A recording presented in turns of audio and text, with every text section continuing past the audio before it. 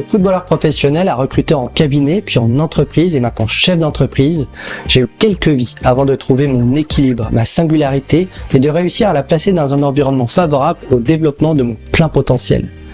Bonjour, je suis Jess Bichet. À travers ce podcast, j'ai envie de vous partager des histoires passionnantes et singulières de celles et ceux qui, comme moi, ont osé s'écouter, ont osé faire des choix audacieux pour trouver leur équilibre. Bienvenue dans un monde hors norme.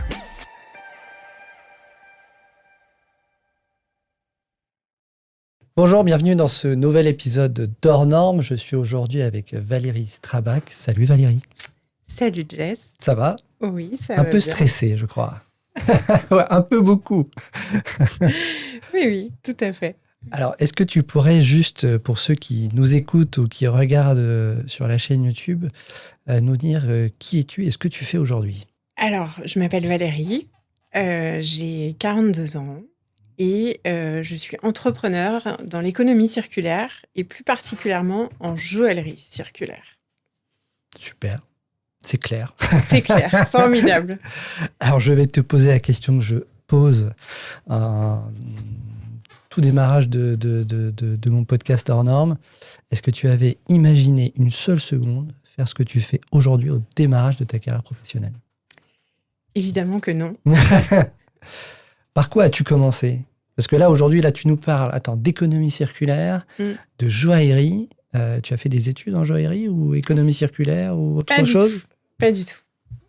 Non, rien de tout ça. À vrai dire, je pense que c'est toujours bien de revenir au passé et de qui on a été étant enfant. Parce que... Je vais peut-être y revenir. Qui on a été ? C'est intéressant ça. Exactement. Et donc, quand j'étais petite, je collectionnais les pierres. Ok. Donc, il y a un début d'histoire, mais un début d'histoire, on va dire, plutôt avorté.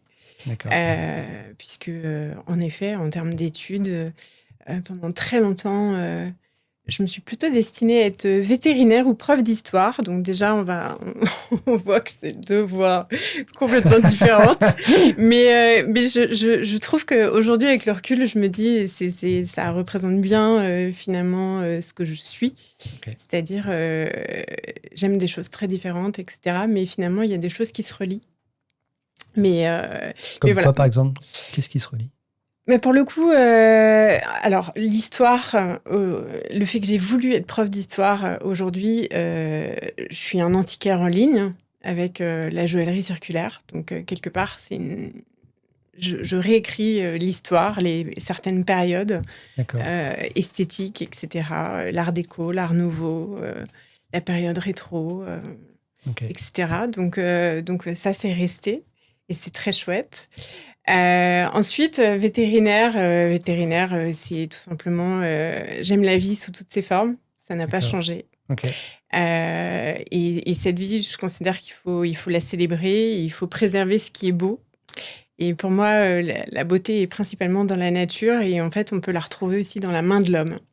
Et la main de l'homme, souvent, ça se retrouve dans les arts, donc dans l'architecture, dans la joaillerie, dans la peinture, etc.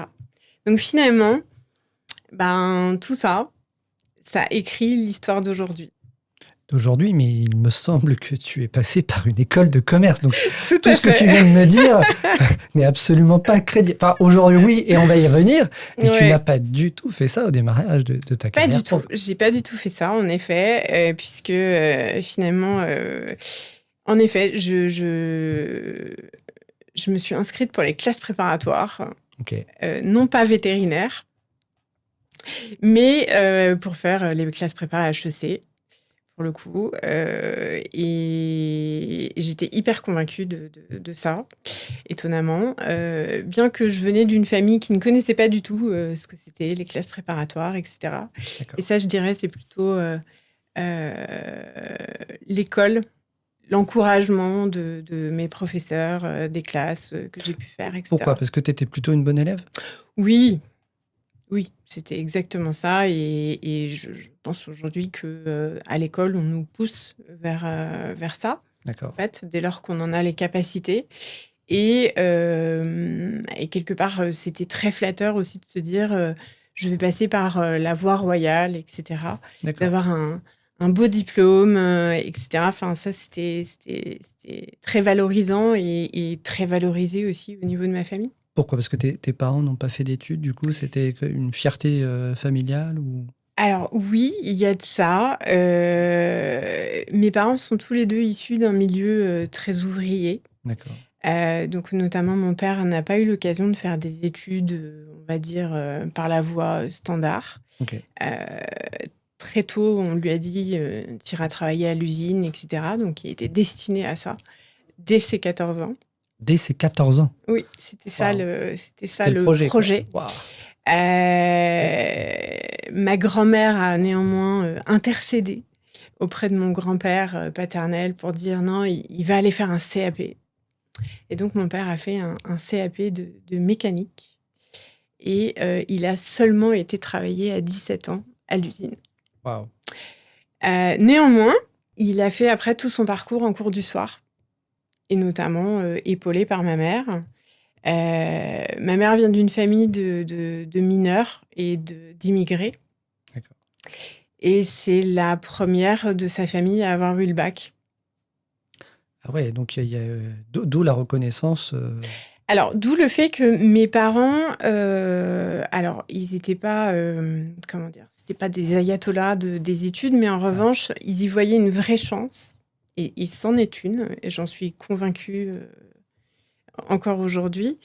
Et très clairement, en fait, mon père, ça lui tenait à cœur de pouvoir nous offrir n'importe quelle étude, qu'on puisse aller le plus loin possible en fonction de nos capacités et aussi de nos souhaits. Donc ça, c'était une vraie fierté pour lui de pouvoir nous offrir ça à mon frère et moi. Après, ma mère, qui, elle, a donc été jusqu'au bac, nous a quand même bien orientés, mon frère et moi, en mode il faut que vous ayez un maximum de possibilités, donc il faut faire la filière S, il faut faire allemand première langue, il faut faire latin, etc. Donc j'ai fait tout ça. Mon frère aussi. Ah ouais, ok. Donc voilà, mais à vrai dire, enfin, j'en suis ravie. Hein. Enfin, la filière scientifique, même si moi, pour le coup, j'ai toujours été très polyvalente et j'aimais les matières littéraires, j'aimais aussi les matières scientifiques. Et du coup, pour moi, c'était très dur de devoir choisir. D'accord. Mais ça, le sujet de la polyvalence et le sujet des choix, c'est un vrai sujet. Ok. Donc voilà, bref, j'ai été jusqu'au bac S et ensuite, effectivement, je me suis préparée pour les classes préparatoires assez tôt. Hein, que tu as fait au final ou... Pas du tout. Okay. J'y ai été et puis j'ai fait 3 petits tours et puis s'en vont. Que s'est-il passé? Et justement, c'est une étape assez importante de ma vie parce que je m'étais préparée depuis bien 3 ans. Hein, Ah ouais, t'avais fait le truc sérieusement, quoi. Depuis la seconde. C'était l'objectif. C'était l'objectif. Et en fait, je n'ai vu que le côté très valorisant du parcours. Je ne me suis pas interrogée une seule seconde sur est-ce que, en fait, ce type d'apprentissage, ce type de pédagogie, est-ce que ça va être en accord avec qui tu es? D'accord. Bon, bah, la réponse est non. Réponse que j'ai eue, du coup, il faut expérimenter les choses. Hein, donc, réponse que j'ai eue au bout d'un mois. Hein, et pourtant, en plus, j'étais très bien entourée hein, parce que j'y ai été... Ça a été rapide quand même. Oui, bah, alors, ça a été rapide parce que... En un mois, tu as pu te dire que ça allait pas du tout être aligné avec toi. Non. Et je pense que je me rappellerai de mon prof d'histoire géo qui nous parlait de... Nous étions la future élite de la nation. En ces termes? En ces termes. Et que je me suis dit, l'élite de la nation, là, elle a envie de dormir. Bon, ça, c'était pour la blague, mais en fait, très clairement, ça a fait un shift, en fait, dans ma tête, ce moment-là. Et surtout, en fait, je pense que je suis quelqu'un de très pragmatique. Et ce que j'ai vu aussi, c'est, OK, tu as fait ta rentrée en septembre. Si tu veux changer d'avis, parce qu'il est toujours temps de changer d'avis, en fait, tu n'as pas des masses le temps. En gros, ce que je pouvais rattraper, c'était la fac, et dont la rentrée était en octobre. Ah oui, d'accord. Okay. Donc, c'est pour ça qu'en fait, l'expérimentation a duré 1 mois. Je me suis dit, OK, c'est pas pour moi. Et pourtant, vraiment, j'y étais en plus avec pas mal de mes meilleurs copains, etc. Donc, j'étais entourée, etc. Hein. C'était pas... Et tes parents, ils t'ont dit quoi à ce moment-là? Alors, justement... Parce qu'ils ont vu, ils ont dû te voir, te préparer pendant 3 ans. Mais exactement. Ils m'avaient posé la question, est-ce que tu es sûr que c'est ce qui va te convenir? Et donc, je pense que eux, ils avaient déjà une réponse, peut-être, parce Ok. qu'ils sont parents. Mais et ben, en fait, alors la réaction, j'avoue,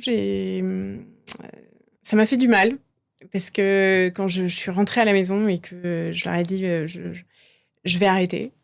Je vais arrêter la classe prépa. Mes parents ont été très surpris. Parce que, en fait, j'avais tellement voulu y aller, etc. Et ils me connaissent et je suis pas du genre à lâcher le morceau comme ça. Donc forcément, je pense que ça les a inquiétés. Et surtout, mon père a eu une réaction en mode j'aurais jamais cru ça de toi. J'aurais cru que tu ferais au moins 1 an. Ah oui, d'accord. Et du coup, je C'est l'ai ça mal qui t'a vécu. blessé? Ouais, c'est ça qui t'a Ouais, blessé. je l'ai mal vécu parce que j'ai eu le sentiment de m'être désengagée, de pas avoir été jusqu'au bout du truc et c'était pas flatteur, pas du tout. Donc, mais néanmoins, j'avais d'autres chats à fouetter qui étaient de me dire, OK, et tu fais quoi maintenant? Parce que j'avais pas prévu de plan B dans l'histoire. Et ça a été une leçon pour toute ma vie. Maintenant, il y a toujours des plans B, C, Ah oui, D, d'accord. etc. Mon mari pourrait vous en parler. Euh, mais non, mais du coup, je fais. Non, mais comme quoi, c'était le projet. Il y avait pas de plan B, quoi. Il n'y avait pas de plan B. Non, il y en Et là, avait en pas. 1 mois, tu changes de braquet. Exactement. Et là, je me questionne pendant une semaine assez intense. J'en dors pas trop la nuit, etc.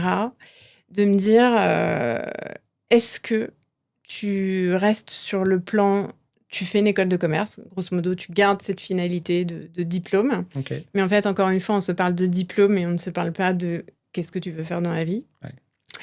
Ou je réouvre la porte de quelque chose qui me plaît, puisque je viens d'une filière scientifique et j'adore la biologie. Tout ça est relié, vétérinaire, la nature, etc. Et de me dire, tu pars faire de la bio et que de la bio. Ok. Sauf que j'ai pas du tout préparé ce projet-là. Donc, mais ça vient s'inviter dans ma tête, etc.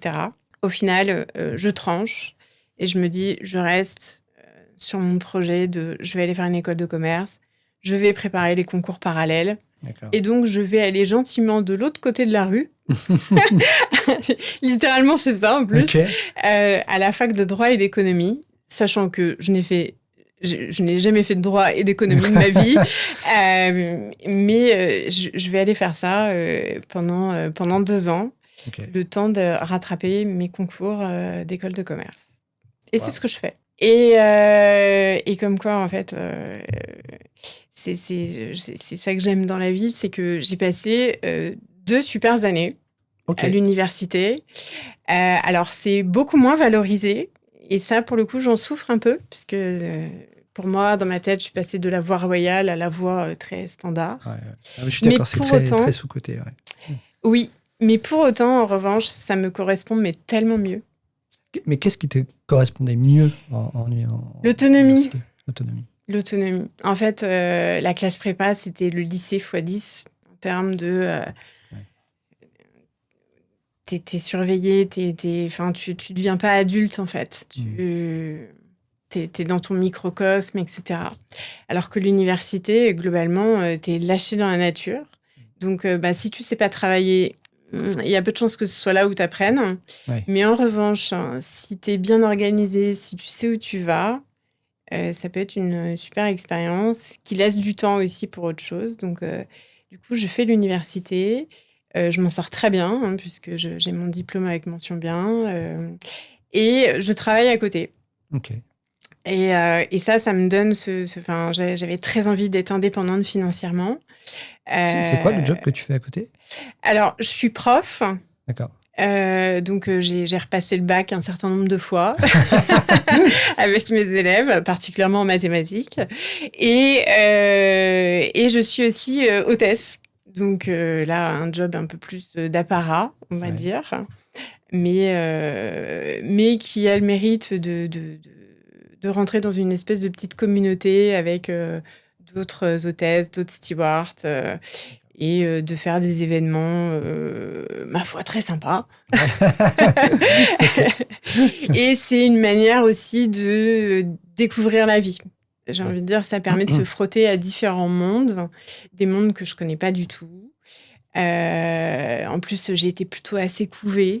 Donc, quelque part, c'est je prends mon envol. Ouais, tu découvres, tu pars à la découverte. Exactement. Donc tout ça, c'est très chouette. Et je passe mes concours. Donc, je retrouve mes copains de classe prépa pendant les oraux des écoles de commerce. Et voilà. Et du coup, je pars pour une écricom. Et notamment, je pars pour Nancy. Donc, ça tombe bien parce que born and raised. Bon, bah, j'y ferai aussi mes études. Alors, le choix, là encore, était assez orienté aussi avec mes parents. Ok. Oui. Pourquoi ? Alors, moi, ce que je voulais, c'était une écricom, parce qu'on est toujours dans le sujet de il faut quelque chose de très valorisant. Donc, grosso modo, j'avais toutes les écricoms que je voulais. C'était pas le sujet. Moi, je voulais partir loin et mes parents voulaient me retenir. Parce qu'il se passe un drame familial à ce moment-là. Mes parents divorcent. Et pour X raisons, c'est plus simple si je reste à proximité. Et quel est le lien ? Enfin, pour le coup, j'arrive pas à comprendre entre le divorce et toi qui restes à Nancy. Parce que je le vis pas forcément très bien. Toi, tu as besoin d'être... Enfin, c'est pas pour tes parents. Non, c'est pas moi qui en ai besoin. C'est mes parents qui sont assez inquiets de la manière dont je vis les choses. Et donc, plus pour les rassurer, eux, tu fais le choix de rester. Exactement. Enfin, c'est-à-dire que j'ai pas eu... Mais ils en ont conscience. Ils en ont... Ah, on a eu des discussions très, très, très chaudes sur le sujet. Pour le coup. Mais bon, alors, attention, le choix de Nancy est quand même un vrai choix. Hein. Ça faisait partie des écoles qui m'intéressaient fortement. Et notamment, Nancy m'intéresse pour une raison. C'est qu'il y a le projet Artem. Ah oui. Art, technologie et management. Et donc, on retrouve le sujet de l'art, qui finalement n'est jamais très loin. En fait, il est toujours en filigrane dans tout ça. Et donc, bref, je fais Nancy et effectivement, je prends deuxième année, je fais les ateliers des arts, notamment. D'accord. Oui, avec l'école des beaux-arts. Mais attends, tu fais lycéenne, mais tu as un master en quelle spécialité à la fin ? En marketing.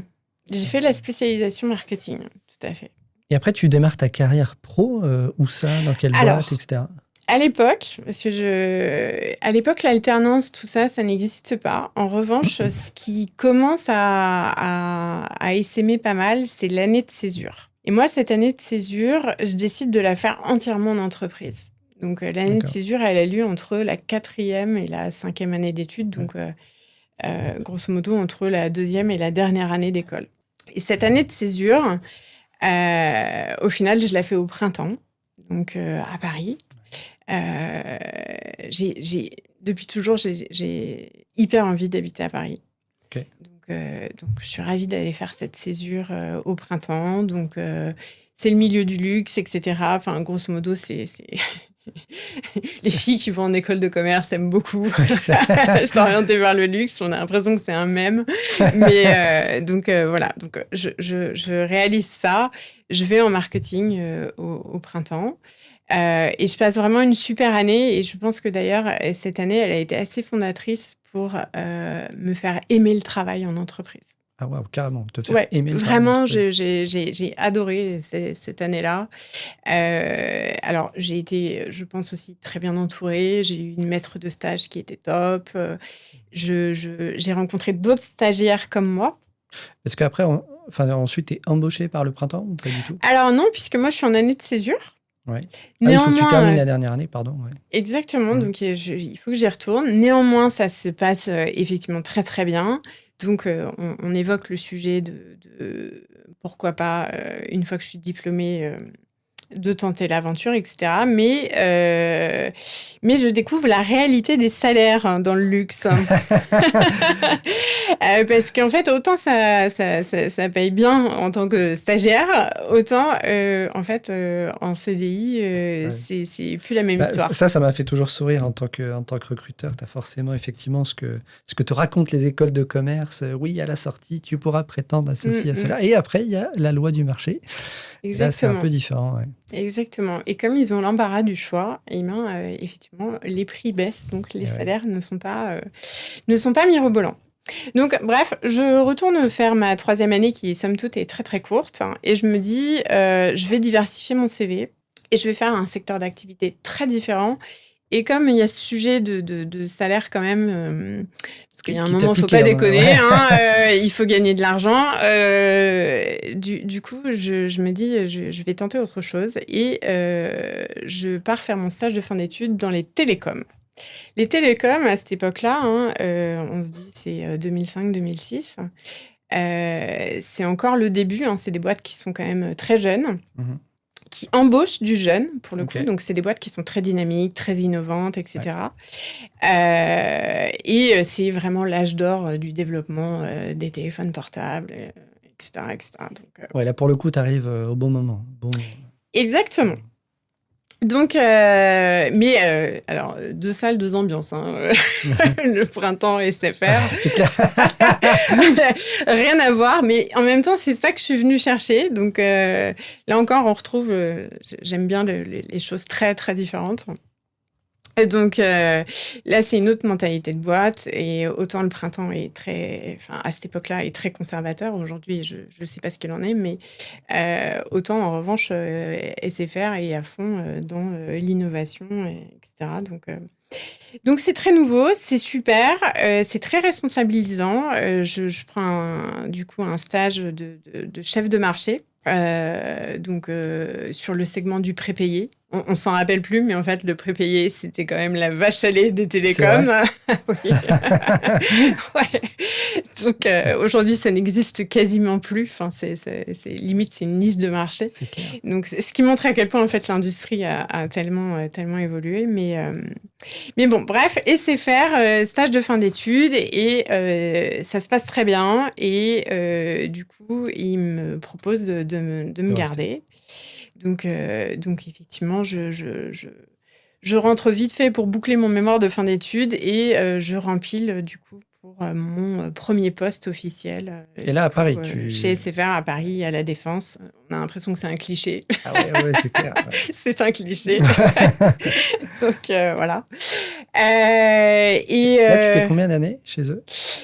En tout, je vais faire 18 mois à peu près, quelque chose comme ça. Et après, tu t'en vas ? Alors oui, je m'en vais, puisque... en fait, je démarre par un CDD, donc transformable en CDI. Sauf que il se passe plusieurs choses. Il se passe que dans ma vie privée, globalement, on me demande de rentrer à Nancy. Donc, je ne cesse de faire des allers-retours, en fait, entre Paris et Nancy. Ouais. C'est l'histoire de ma vie, je crois. Mais cette fois-ci, c'est pas la question de mes parents. C'est plutôt la question de la personne qui partage ma vie à ce moment-là. Ok. Qui, lui, est encore en études à Nancy. Et du coup, bref, ça met en danger notre relation, etc. Donc, au final, je demande... à SFR si je peux pas être mutée sur Nancy. Et c'est pas forcément très bien vécu par ma hiérarchie de l'époque, qui veut absolument me garder au marketing et qui ne veut pas que j'aille au commercial. Sur le terrain, comme on dit. Ça a impliqué un move aussi métier. Ça a impliqué ce move-là, mais en fait, move que moi, je recherchais aussi, puisque dans mes fonctions de chef de marché, je travaille énormément avec la direction commerciale. Et très clairement, on a quelques difficultés parfois à se comprendre. Et je me dis que ce serait quand même bien que je me mette dans leurs chaussures. et que j'apprenne c'est quoi leur réalité à eux, Ok. etc. Sauf qu'effectivement, j'ai pas cette opportunité chez SFR. Donc, au final, Faut partir. exactement, je pars et cette opportunité m'est offerte par Bouygues Télécom. Donc, du coup, je rentre à Nancy, je change d'opérateur et là, pour le coup, chez Bouygues, je vais faire 7 ans. Ah oui. Ok. Ouais. Nancy, mais après tu reviens sur Paris. Exactement. En D'accord. fait, le deal avec Bouygues, c'est en fait finalement ce que moi je recherchais à ce moment-là, d'aller faire mon expérience terrain très commerciale, très relation distributeur. En fait, c'est exactement ce que Bouygues Télécom cherche au niveau de sa force commerciale. D'accord. Il veut des profils à bac+5, école de commerce, des profils évolutifs, pour ensuite, finalement, après cette expérience terrain, les remettre au siège. Donc, ça coche les cases, donc Ok. on y va. Et donc, Là, on est d'accord, on parle pas de joaillerie, on n'est pas dans l'art. Pas du tout. Là, on parle des Pas SFR, du on tout. parle de Oui. Bouygues, on parle de... Mais Non, pour on l'instant, est... on n'est pas dans le projet, là. Non, absolument pas. On est dans le commerce et je suis dans une grosse boîte, hyper reconnue. Je trace ma route. J'ai une carrière qui se Ça, tu dessine. le fais consciemment, ce côté un peu ce que tu disais sur les études.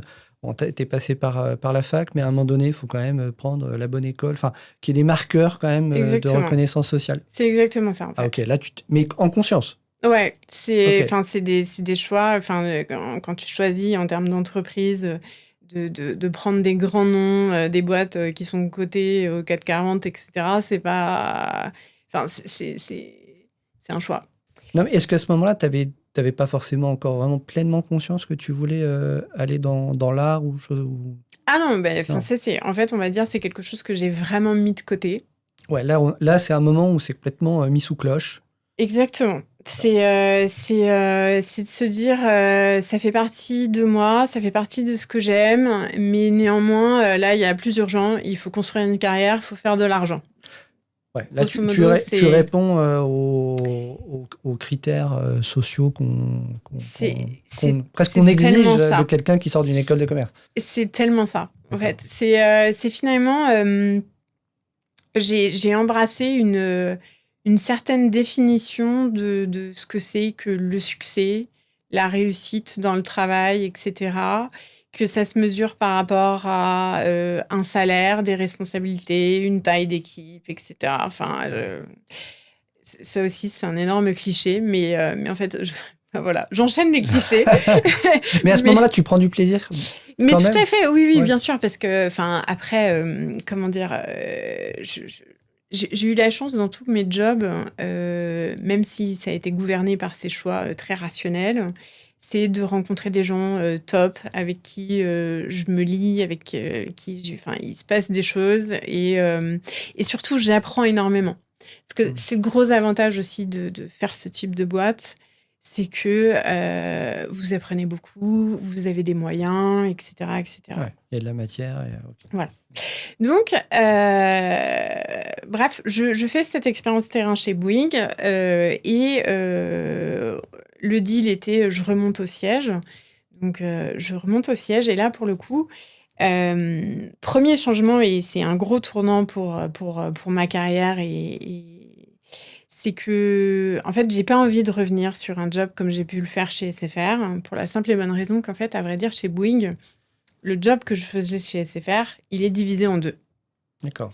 Donc, en fait, choisir entre être chef de produit ou chef de marché, j'ai pas envie. Quand vous avez fait le tout, Ouais. vous avez pas envie de faire la moitié, en fait. Donc, Normal. mais c'est une bonne chose parce que à ce moment-là, c'est l'essor d'Internet. Bouygues Télécom est en train de fortement se digitaliser et de fortement investir. Et donc, cherche des profils qui n'ont pas forcément de l'expérience dans ce domaine. Et donc, j'ai une opportunité et elle marche. Et donc, en fait, j'intègre l'équipe de la génération de trafic pour Bouygues Télécom. Ok. Donc, Et ça, pour le coup, c'est top parce que en termes d'opportunités, Là, tu apprends aujourd'hui... quelque chose de très nouveau, Exactement. un nouveau métier qui arrive sur le marché, en fait. Exactement. Ouais. Donc, c'est une super opportunité pour développer son employabilité. C'est la garantie d'apprendre des nouvelles choses tout Ok. le temps. Et en plus, il faut pas oublier qu'on est dans les télécoms, donc il y a cet ADN d'innovation. Mhm. Et donc, notamment, pendant les 3-4 ans que je vais faire sur ce poste, en fait, mon job va énormément évoluer parce qu'en fait, finalement, il grandit en même temps que la direction digitale chez Ok. Bouygues Télécom. Donc, le business grandit, donc les responsabilités grandissent.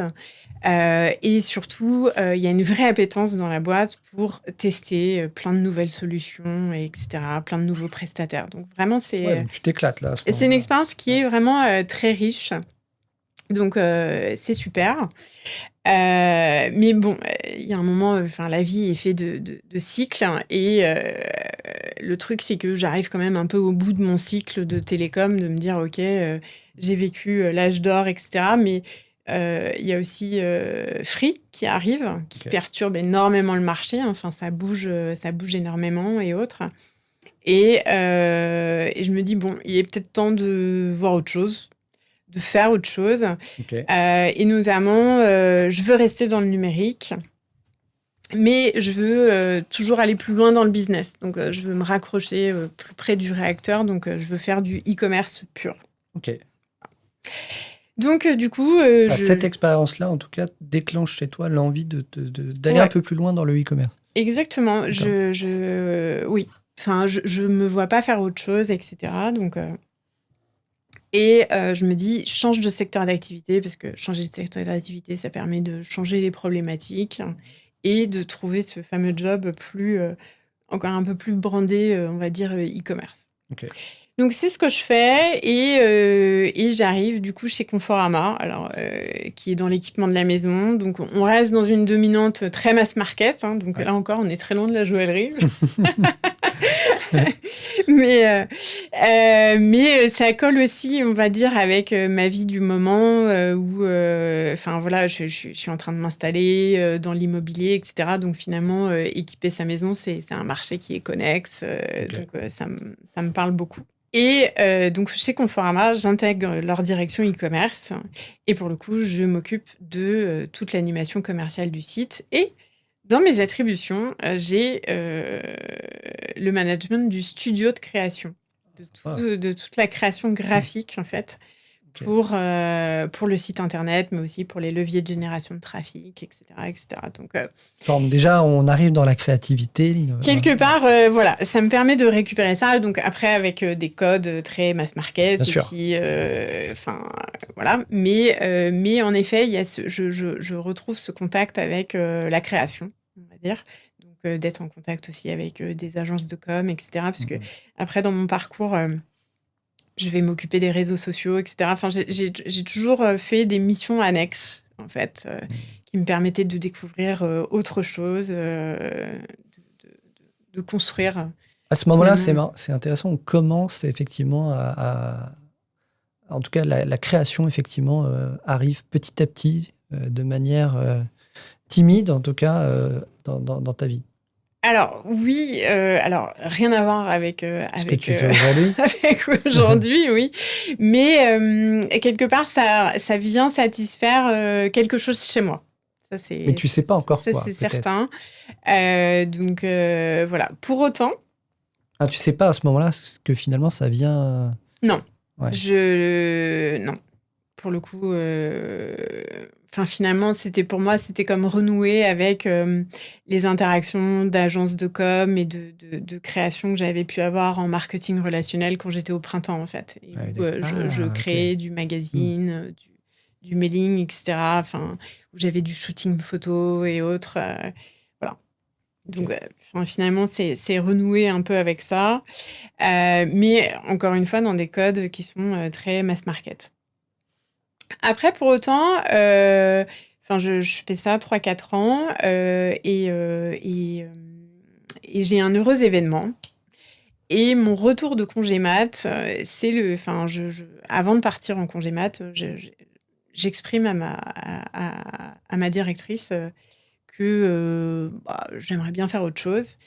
Et parce que, il y a un moment, c'est bien, mais il faut continuer d'évoluer, grosso modo. Donc, on est toujours aussi dans cette optique de faut construire sa carrière, etc., etc. Et il y a un nouveau sujet chez Conforama qui est la marketplace. Donc, pure business. On est sur de la gestion de business unit, etc. Donc, c'est dans l'univers du e-commerce, puisque de toute façon, on va dire c'est comme une sous-catégorie du e-commerce. Et c'est une super opportunité. Et du coup, je suis très attendue pour prendre ce poste. Donc, je fais mon congé mat stricto sensu. C'est-à-dire pas un jour de plus, pas un jour de moins. Ah oui, d'accord. Okay. Ouais, c'est. Okay. Je me rappelle la réaction de ma mère qui ne comprenait pas, mais pour moi c'était hyper important à ce moment-là de me dire je peux continuer à faire grandir ma carrière tout en étant maman, et en même temps c'était très important pour moi de me sentir attendue en fait au niveau pro. D'accord. Enfin, la preuve, ça a été plus fort que le fait de me dire je prolonge. Ouais. Oui, j'étais un peu picousée au business. Oui, non, mais il n'y a pas du jugement de ma part, c'est juste. Non, mais à vrai dire, je pense que j'ai eu à peu près toutes les réactions sur le sujet. Donc, mais c'est une réalité. C'est que ce côté d'être toujours au plus près du réacteur, de ce qui crache le chiffre. D'accord. Ah ouais, c'était vraiment une volonté de ta part. Ouais, parce que en fait, c'est une vraie adrénaline, en fait. Et quelque part, je carbure aussi à ça, en fait. Okay. Donc, ça, c'est quelque chose que j'ai découvert, en fait, finalement, dans ma vie pro, auquel je ne m'attendais pas du tout. Donc, voilà. Donc, bref, je prends en charge cette business unit avec une équipe très fun, etc. Et on développe ça. Donc, effectivement, c'est une business unit qui prend beaucoup d'ampleur. Au démarrage, on était à un truc comme 20 millions quand je la prends. Et quand je vais partir de chez Conforama, on était à plus de 100 millions. Donc, ah oui. Oui. Ah ouais, c'est vertigineux. Oui. Bon, après, le mass market, c'est ça l'avantage, c'est que vous brassez un chiffre de folie. Donc, mais voilà, c'était un beau voyage, mais alors pourquoi le beau voyage s'arrête? Alors, parce que quand même, ce qui se passe, c'est que là où avant d'être mère, je me posais de temps en temps la question de me dire ok, c'est super, t'évolues dans ta carrière, dans ton salaire, etc. Mais est-ce que ça a du sens, en fait? C'est une question que je me posais une fois par an. Puis en fait, au fur et à mesure, cette question, je me la pose de plus en plus. Et tu sais pourquoi ce signe faible devient de plus en plus important? Parce que je pense que... Alors, je connais pas de gens qui ont démarré leur carrière et qui ont réussi à faire carton plein direct. Pour moi, quand on démarre sa carrière, il y a forcément des choses qu'on met entre parenthèses, ou voire même qu'on glisse sous le tapis. Voilà. Mais il y a une gradation dans les choses. Mais faire un choix, c'est aussi renoncer à certaines choses. Mm-hmm. Moi, j'avais fait le choix du rationnel, du valorisant, de l'argent, etc. Mais néanmoins, le truc, c'est que devenir mère, ça ramène d'autres choses sur le devant de la scène. Et notamment, parallèlement à cette carrière, j'ai une vie personnelle et notamment une vie personnelle où tout mon intérêt pour la nature, pour la protection de la nature fait que j'essaie de changer mes modes de consommation. Et il y a un moment forcément... ça se télescope en fait. Exactement. C'est qu'il y a un moment, je me rends bien compte que, en fait, entre mes valeurs personnelles et ce que je fais au quotidien au boulot, c'est une plus injonction. Du tout aligné.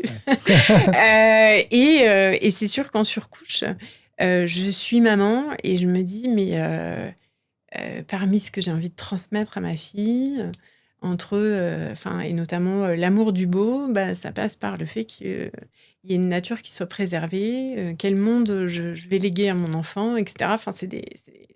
C'est un vrai sujet, en Ouais, fait, c'est une pour moi. vraie. Ouais. Et du coup, je me dis, je peux pas rester dans une entreprise où on est resté sur des modes de fonctionnement et de production qui sont très traditionnels. Il faut que... Il faut que tu. Là, enfin, ça devient trop fort. Mm, Il faut que tu fasses quelque chose, quoi. exactement. Et là, j'ouvre une porte qui est la boîte de Pandore, en fait, de me dire, et si tu changeais pour l'économie circulaire? Ouais, c'est le virage, quoi, quand même. Ah oui, c'est le virage, mais en fait, le truc, c'est que c'est comme Attends, la boîte de ça, on est Pandore. en quelle année? Là, quand Parce que, je commence à me ouais. dire ça, c'est 2022, en fait. Hein. Ah ouais, parce que l'économie circulaire, enfin, dans le business, maintenant, on sait de quoi ça parle. Mais c'est très, très récent. Hein. Ouais, Ça a que quelques années, l'économie circulaire. Hein. ouais, tout à fait. Pour le coup. Pour autant, Vinted est devenu premier vendeur de vêtements en France. Hein. Ah, Donc, en gros, oui, ça a quelques années, mais en fait, c'est comme tout. Et notamment, c'est grâce à la digitalisation ou à cause, ça dépend de quel point de vue on se place, mais tout est accéléré aujourd'hui. non, mais je veux dire, quand toi, tu te dis, tiens, il faut vraiment que je parte dans cette direction, j'imagine que ça n'a pas dû être super compris de ton entourage. Alors, au départ, je le garde pour moi. Ouais, ok. Parce que, enfin, en fait, le truc, c'est que une fois que vous verbalisez, enfin, je sais pas si ça t'arrive, mais une fois que tu verbalises quelque chose d'aussi fort, Mhm. en fait, c'est à ce moment-là qu'il n'y a pas de retour arrière. Parce que, en fait, c'est à ce moment-là que tu te rends compte que, bah oui, en fait, c'est ça que tu dois faire. Oui, soit tu meurs, intérieurement, hein, j'entends, Ouais. ou soit tu avances. C'est ça. Ouais. Et quelque part, c'est ça. Enfin, il y a un moment, je cherchais à comment réconcilier, en fait, tout ce que j'étais et tout ce que j'avais envie d'être. Et de me dire, waouh, il va falloir que tu traduises ça dans un job. Et en fait, notamment, j'ai des souvenirs de mes profs, et on en revient au sujet vétérinaire, prof d'histoire, etc., de se dire, c'est des choix trop différents. Bah là, finalement, en fait, la question se repose. C'est Ouais. finalement comment je fais pour me réaligner avec ce que je veux, mes aspirations, etc., ce que j'ai envie de transmettre à ma fille. Ouais, c'est ça. Si je synthèse, enfin, en synthèse de ce que tu me dis, t'as rêvé, enfant, effectivement, la biologie, l'histoire, veto, pas veto, etc. Après, il y a eu un process très, très, enfin, c'est pas péjoratif, mais très, très, très individualiste, finalement. Il faut que j'ai les cases, on répond aux indicateurs sociaux, l'argent, la Mhm. carrière, le titre de ton Ouais, poste, de ta boîte, etc., c'est etc. exactement ça. Et là, boum, ça, l'arrivée de ton enfant. En fait, ce que j'ai mis de côté, non, il va Mm, falloir, en fait, si je le prends pas et que je le regarde pas, je mm. passe un peu à côté de ma vie, quoi. Alors, il y a l'enfant, puis il y a le Covid. Hein, parce que, en fait, le truc, c'est que ma fille est née en 2018. Ok.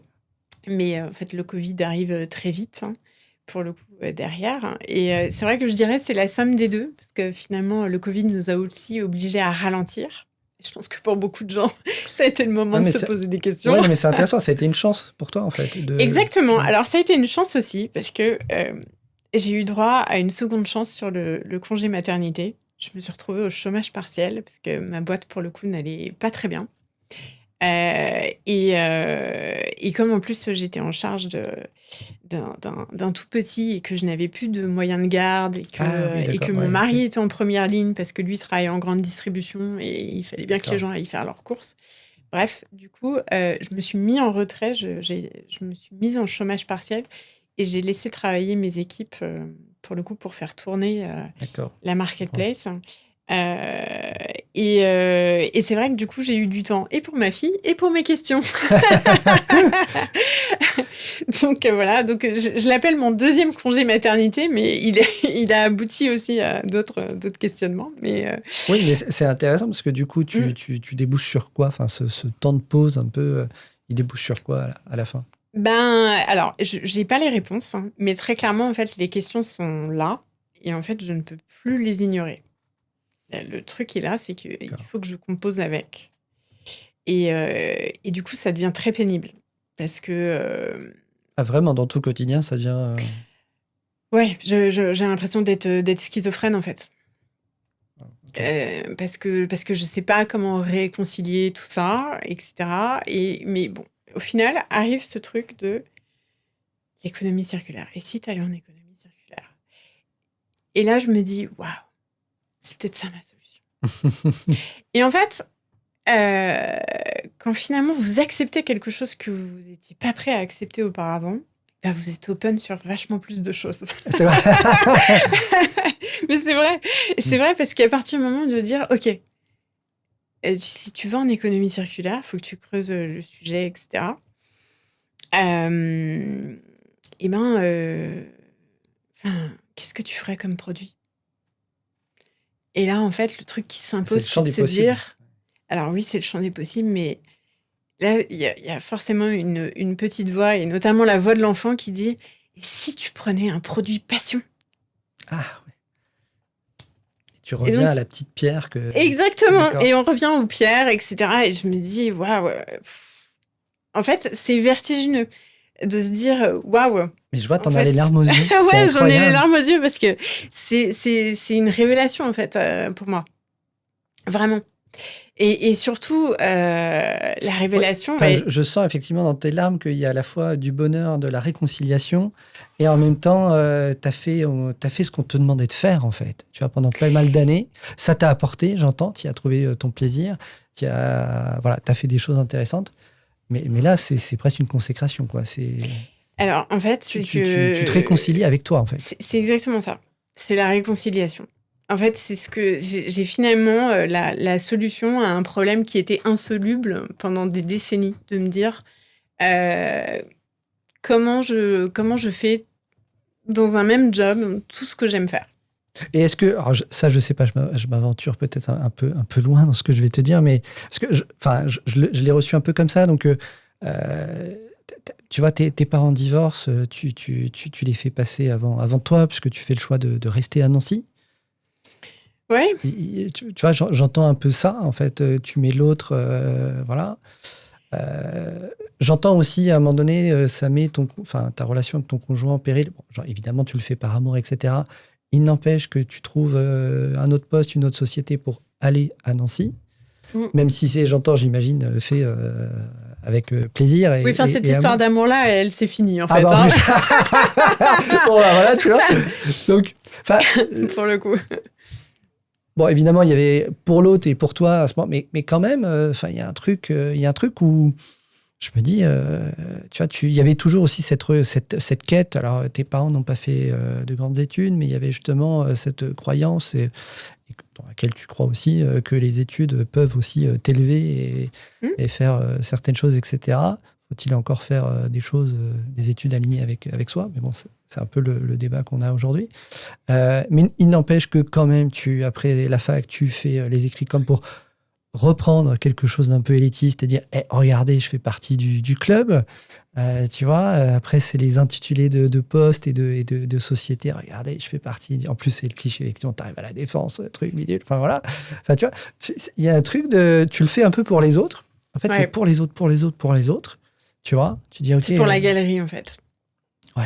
Je satisfais à une certaine représentation de la réussite. Mais en fait, finalement, c'est pas ma définition de la réussite. Ouais. Mais je crois qu'au fond, je me suis jamais interrogée sur ta définition. Sur ma définition de la réussite.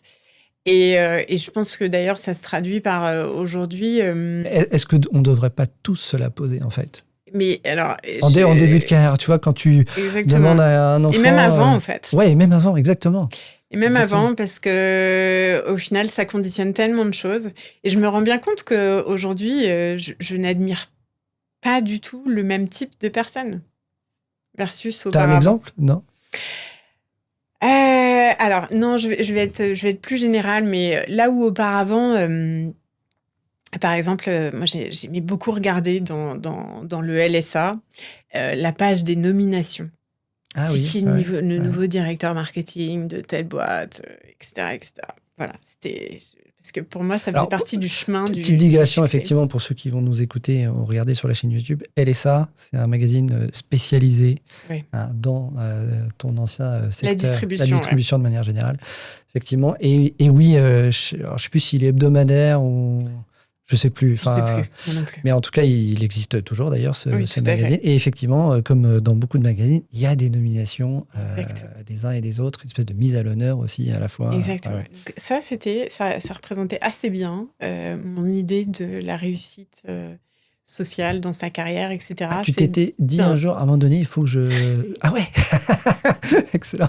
J'ai honte. En fait. J'ai honte parce que ça paraît hyper puéril, en fait, comme truc. Mais non, mais moi, je peux comprendre. Quand tu es dans la machine, cette espèce de lessiveuse comme ça. C'est exactement ça. Mais aujourd'hui, comment dire, aujourd'hui, je pose pas du tout le même regard parce que je vais regarder une nomination.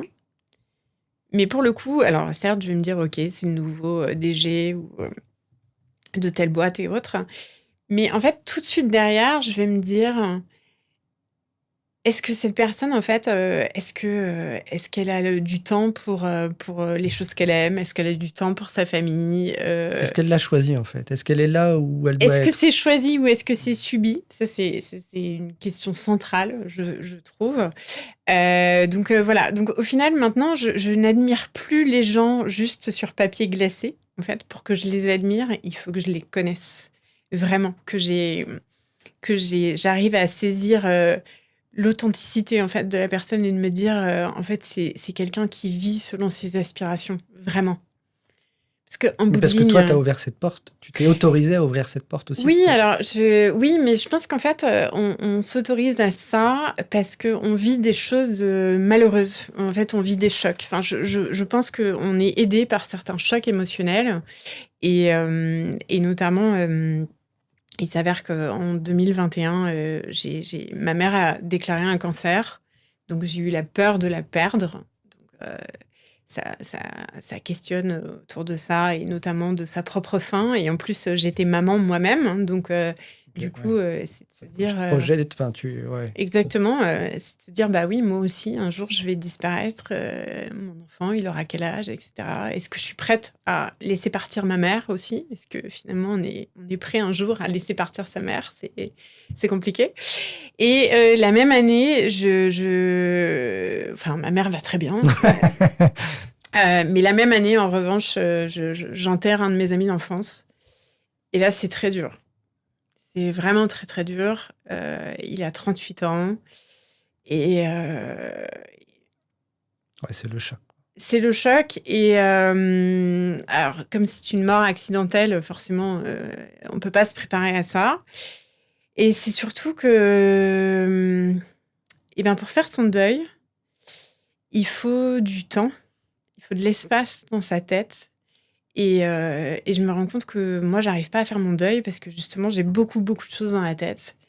Et je me dis, pour moi, c'est un marqueur de plus pour me dire, il y a des choses qu'il faut qu'ils changent dans ta vie parce que c'est pas normal que tu n'arrives pas à faire ce deuil-là. Et en même temps, forcément, une fois de plus, ça me remet face au fait que un jour, ma vie se terminera. Et quand elle se terminera, est-ce que je pourrais regarder dans le rétroviseur et de me dire est-ce que j'ai fait ce que j'avais vraiment envie de faire? Là, c'est le choc.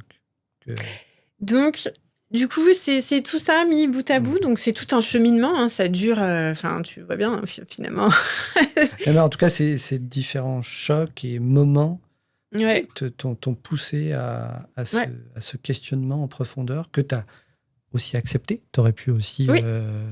Alors, je pense que, et ça, je peux remercier mon parcours dans mes différentes boîtes, c'est que j'ai appris à embrasser le changement. Intéressant. Donc, quelque part, ça m'aide pour accueillir ces questions-là. Alors, je dis pas, je l'ai pas toujours bien vécu, loin de là. Et même, je pense que je l'ai fait subir à mon entourage aussi. mais en bout de ligne, ça vaut le coup. Ça vaut le coup de faire ce cheminement-là. Parce que en bout de ligne, de se réaligner avec ce qu'on pense être bien, ça n'a pas de prix. On peut dire que tu es plus heureuse aujourd'hui qu'avant? Indéniablement. Ah oui, Indéniablement. Moi, j'avais besoin que, aujourd'hui, l'énergie que je peux mettre dans ma vie pro, j'avais besoin de me dire que j'allais faire partie de la solution pour une meilleure planète plutôt que de faire partie du problème. Il fallait que je sorte du problème et que j'intègre la solution. C'était très, très important. Et c'est intéressant parce que pour faire ça, il faut te faire de la place, ne serait-ce que de manière factuelle dans ton agenda. Ouais. Tout comme avec les différents chocs, le cancer de ta mère, la disparition d'un ami proche, t'as imposé de faire de la place. Ouais. Tout ça fait que tu t'es dit, mais en fait, c'est plus possible, il faut que en fait, il faut avoir un espace. De la place, en fait. Ouais, il faut. En fait, ça nécessite en effet de se dire bon de toute façon, il y a que moi qui vais pouvoir régler le problème, et ça nécessite d'avoir de l'espace mental pour pouvoir le faire, en effet. Alors, je me suis fait accompagner aussi quand même. J'ai fait le parcours chance, qui, alors, on appelle ça un bilan de compétences, mais c'était pas tant le sujet de compétences, moi, plutôt d'avoir une méthodologie et une structure, en fait, pour me dire, OK, si tu dois réinventer ta vie pro, qu'est-ce que tu fais? Voilà. Et eux, en tout cas, eux t'ont aidé. Ouais. Complètement. On peut peut-être citer Parcours Chance, c'est créé par qui? Je suis très mauvaise pour les noms, en fait. Qui t'a accompagné? Mais alors, j'ai eu un coach, mais sinon, c'est une plateforme digitale. D'accord. Après, sur LinkedIn, Chance prend beaucoup, beaucoup la parole. Parce que, mine de rien, ils aident beaucoup de gens. Alors, des gens qui ont besoin de faire un bilan de compétences réel, mais aussi des gens comme moi. En 3 mois, ils ont pu, en tout cas, t'accompagner et Ouais. ça t'a aidé. Ouais, Merci. exactement. Ça m'a offert le support dont j'avais besoin, parce que quelque part, je reste quelqu'un de très rationnel et de méthodologique. Donc, j'avais besoin de ça pour me dire, tu construis quelque chose de sérieux et c'est pas... Oui, c'est pas un fantasme. Voilà, c'est ça. Fallait le matérialiser par quelque chose. Ils t'ont donné cette matière, ce cadre. C'est exactement ça. Ils donnent le cadre. Après, c'est toi qui œuvres à l'intérieur, mais... Justement, c'est intéressant, je rebondis aussi là-dessus. C'est toi qui œuvres à l'intérieur. On parle aussi de toi t'autoriser à prendre ta place. C'est exactement ça. En fait, est-ce qu'on peut dire que c'est vraiment de la responsabilité de chacun de s'autoriser à être aligné, vouloir être plus heureux, même si ça passe par des chocs, une introspection, des choses, parfois peut-être pas évidentes pour soi et son entourage, mais néanmoins, ça ne peut venir que de nous. Je suis complètement d'accord. Mais en fait, pour que ça ait lieu, alors je pense que l'histoire est différente par personne, selon les personnes, mais déjà, il faut prendre conscience que finalement, s'il y a un désalignement, quel est-il, et avant d'avoir une solution. En fait, on est dans un monde où on aime bien les solutions toutes faites, sauf que ça ne peut pas marcher dans ce cas de figure. Aujourd'hui, je parle en une phrase, quelle est ta définition du succès?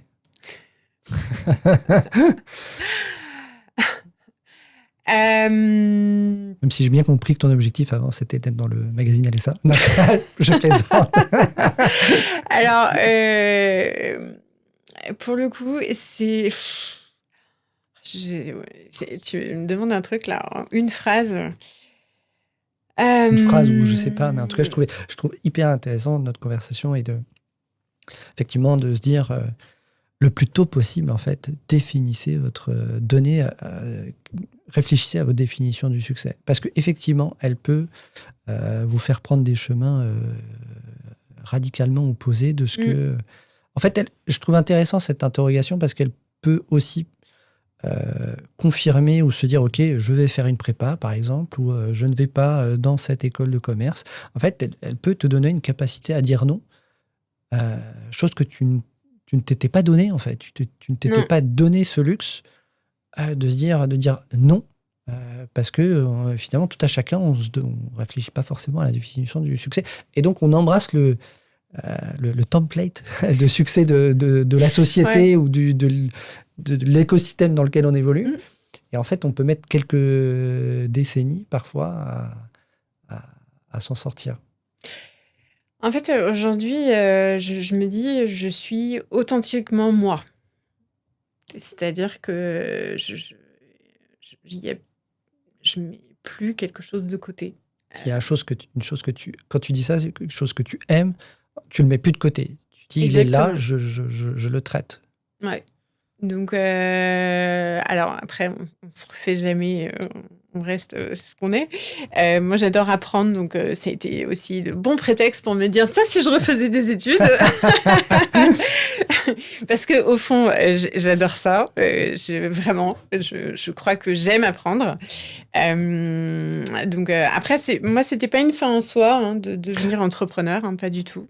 Ouais, parce que du coup, après Conforama, tu fais quoi? Tu quittes Confo et tu... Ah oui, j'ai quitté Confo et j'ai monté ma boîte. Et tu montes ta boîte en reprenant des études? Alors oui, en effet.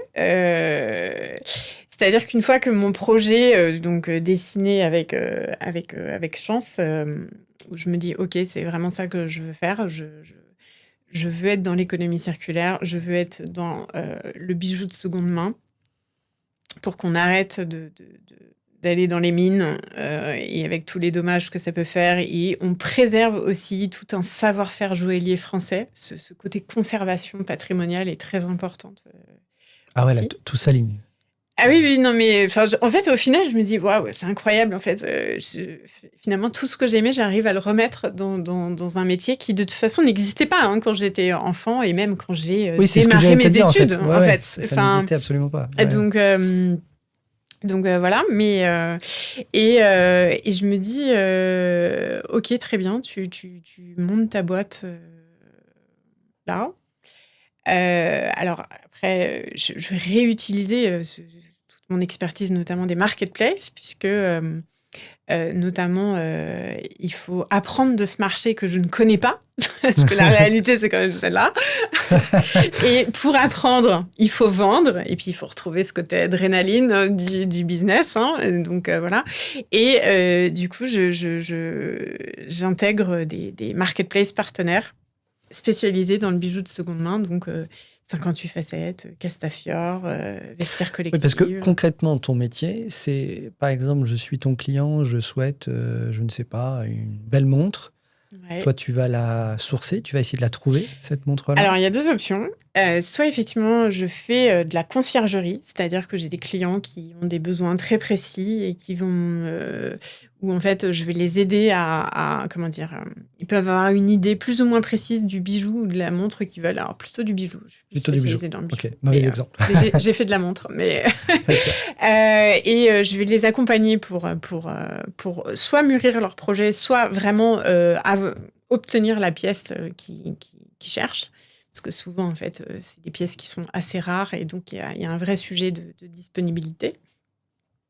Soit, en fait, à côté de ça, moi, j'ai construit un assortiment. Donc, un assortiment que je propose sur les marketplaces partenaires. Un assortiment, c'est-à-dire? C'est-à-dire que j'ai un stock de bijoux. Ah, ok. Pour le coup, que je constitue au fur et à mesure du temps. Donc, j'en ai actuellement un peu plus de 130. D'accord, ah oui. Oui, maintenant ce chiffre me donne un peu le vertige, mais quand je me suis lancée, en fait, je m'étais dit il faut que j'ai 50 bijoux en stock. Donc voilà. Okay. Mais ouais, non, c'est tout un truc, puisque du coup, il faut les sourcer, ces bijoux, et il faut potentiellement les faire restaurer. Okay. Je ne suis pas artisan. Oui, j'allais te demander, toi, c'est pas toi qui les restaure. Okay. Alors, j'ai acquis certaines compétences, notamment pour nettoyer, etc. Enfin, voilà. Voir le potentiel dans les pièces, c'est pas un problème. C'est plutôt une qualité que je peux avoir. J'ai la même chose pour l'immobilier. D'accord. J'ai une capacité à me projeter qui est plutôt bonne. Donc voilà. Donc globalement, les vieilles pierres, les vieux bijoux, ça marche. Okay. mais en effet, je travaille avec des artisans pour le coup qui eux maîtrisent ce geste pour pouvoir restaurer les pièces qui en ont besoin, en effet, avant qu'elles soient remises en vente. Mais il y a aussi ce côté authenticité, donc sur les métaux, sur les pierres. Et donc là, on retouche à mon sujet de prédilection que sont les pierres. Et donc, je me dis, tiens, si tu reprenais des études, de nouveau, le choix, est-ce que tu vas maîtriser ce geste artisan et devenir joaillier, vraiment de savoir le faire, ou est-ce que tu vas acquérir l'expertise sur les pierres précieuses et être gémologue? Bon, ça va, j'ai pas mis trop longtemps à me décider en me disant en premier ce sera les pierres. D'accord. Et là je pense que mon enfant intérieur s'est dit youpi. Donc là tu as des études de gémologie. Tout à fait, et puis qui sont toujours en cours, puisqu'en fait je l'ai fait en cours du soir au laboratoire français de gémologie, donc, le plus vieux laboratoire au monde, qui existe depuis 1929. Et en effet... pour le coup, dans le milieu, il est très reconnu. Oui, tout à fait. Enfin, après, de toute façon, les laboratoires de gémologie, il n'y en a pas non plus 50 000 dans le monde. Mais en effet, en France, le LFG est très connu. Donc, effectivement, je suis en 2e année de gémologie. Et tu as combien d'années à faire? 3. Okay. Donc, je suis très officiellement à mi-parcours. Je suis actuellement en révision assez intense pour mes examens de juillet. Donc... Mais ton business, du coup, est déjà lancé? Tout à fait. Tu as des clients? T'as du oui, stock, tout à fait. Tu diffuses tes... Alors, j'existe assez peu dans mon nom propre de société. La marquise de B est très discrète, en fait, pour le coup, pour plusieurs raisons. C'est qu'alors, d'une part, j'ai fait le choix d'aller dans les marketplaces et je pense que véritablement, c'était le bon choix pour vendre rapidement et donc, du coup, acquérir de la connaissance et puis faire rentrer de l'argent pour pouvoir justement constituer ce stock. Donc, j'existe assez peu au niveau de ma marque. Actuellement, je suis en train de construire mon site internet. Et donc là, pour le coup, la marque va vraiment exister. Ça va être aussi l'occasion que j'exprime ma vision des choses par rapport à cette marque, etc. et ce que je souhaite en faire. Mais pour moi, c'est un exercice qui est très compliqué. C'est comme aujourd'hui, d'ailleurs. Ça veut dire s'exposer. Ça veut dire être le homard sans sa carapace. Et c'est très dur. Pourtant, j'ai presque envie de te dire, tu as déjà fait le plus dur. Tout à fait. Mais en fait, je pense que... comment dire... pour ma part, je pense que je ne m'affranchirai jamais totalement du regard des autres. Je pense que si j'ai fait tout ce chemin en satisfaisant à des conventions sociales, à une certaine idée de la réussite sociale, etc., c'est parce que justement, j'étais très soucieuse de ça.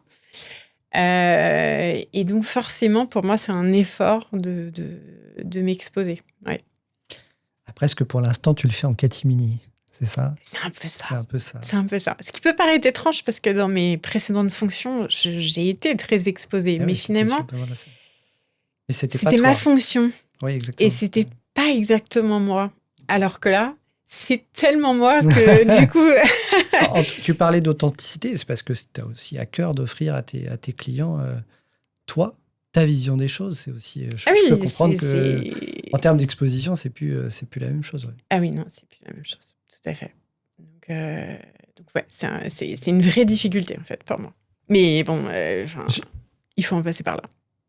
Ah, mais j'entends bien que c'est parti et que tu ne recaleras plus jamais. Non, ouais, en effet. C'est pour ça que j'ai envie de te poser la question que je pose, évidemment, toujours en fin d'épisode. Après toutes ces péripéties, est-ce que tu changerais quelque chose? Non. En fait, je ne changerais rien. Parce que changer quelque chose, ça voudrait dire que forcément, j'enlèverais des choses que j'ai aujourd'hui.